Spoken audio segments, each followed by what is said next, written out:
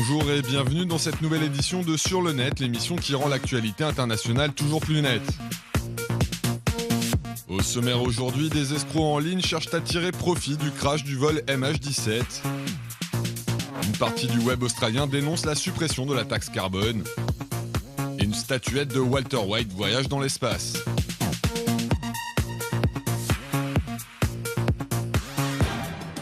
Attention, des escrocs en ligne cherchent à tirer profit du crash du vol MH17 de la Malaysia Airlines. Si vous voulez plus d'informations à propos de cette catastrophe, utilisez des sites fiables et soyez particulièrement vigilants concernant des liens postés à ce sujet sur les réseaux sociaux. Voici l'appel lancé aux internautes par le gouvernement australien via le site Scamwatch.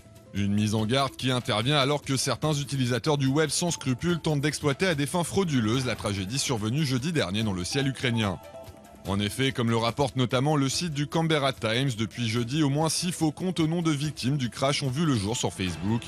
Des pages qui, avant d'être fermées par les équipes du réseau social, redirigeaient les internautes vers des sites saturés de publicité, générant ainsi du trafic et donc des revenus pour leurs créateurs. Autre arnaque également menée actuellement sur Facebook concernant le crash du vol MH17, celle qui incite les curieux à cliquer sur un lien censé montrer des images d'un missile touchant l'appareil de la Malaysia Airlines. Un lien qui contient en réalité un virus infectant les ordinateurs, prévient le site Cyber Warzone, qui recommande donc de ne pas tomber dans le panneau. Enfin, les cartes de crédit de certains passagers de l'avion auraient été dérobées par des voleurs qui pourraient essayer de s'en servir sur Internet. C'est en tout cas ce qu'a affirmé vendredi le député ukrainien Anton Gerachenko dans un communiqué publié sur sa page Facebook. Un texte dans lequel il invite les familles des victimes à faire au plus vite opposition aux cartes bancaires des défunts, afin que personne ne puisse utiliser ces documents de manière frauduleuse.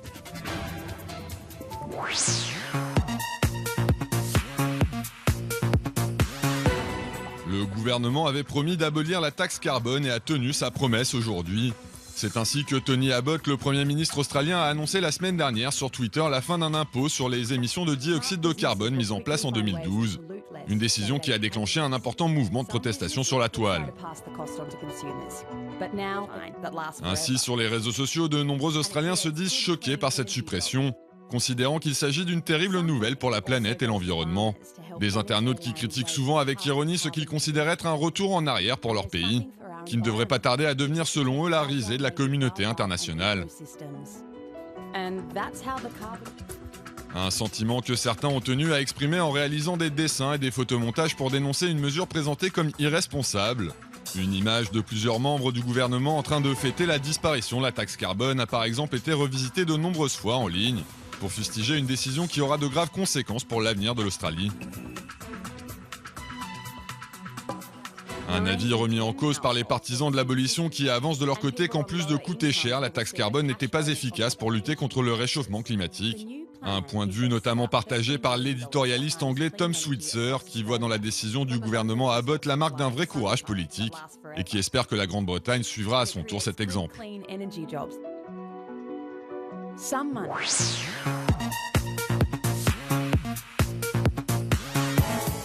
Découvrir ce qu'il se passe en temps réel sur Google, c'est ce que pourront faire les internautes avec cette infographie animée réalisée par le site Buddy Loans. Un outil qui témoigne de l'influence du géant américain sur la toile puisqu'en seulement 60 secondes, plus de 272 000 recherches sont effectuées sur le moteur, générant la mise en circulation d'1 434 000 gigabytes de données.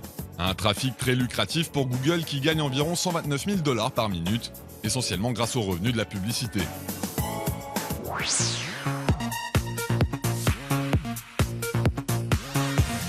Will It Beard est le nom du compte Instagram de l'artiste américain Pierce Tio, sur lequel il publie régulièrement des clichés mettant en scène sa barbe très fournie décorée avec des objets tous plus insolites les uns que les autres, comme des Legos, des crayons à papier ou des ciseaux.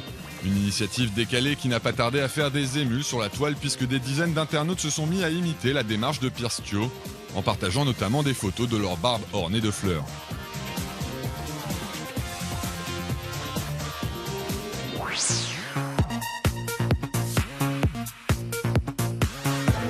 Observer la journée de travail des conducteurs de taxi new-yorkais sans avoir à quitter son salon. Voici ce que les internautes pourront faire grâce à cette carte réalisée par l'urbaniste et cartographe américain Chris Wong.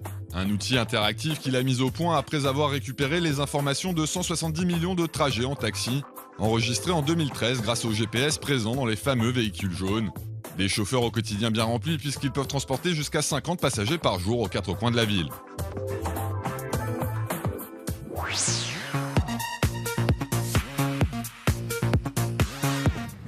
Envoyé dans l'espace, Walter White, le personnage principal de la série télévisée américaine Breaking Bad. C'est la surprenante performance qu'ont réalisé récemment les équipes du site TV Tag, en équipant une statuette à son effigie d'un ballon d'hélium pour qu'elle puisse atteindre la stratosphère. Une initiative à retrouver sur la page YouTube de TV Tag.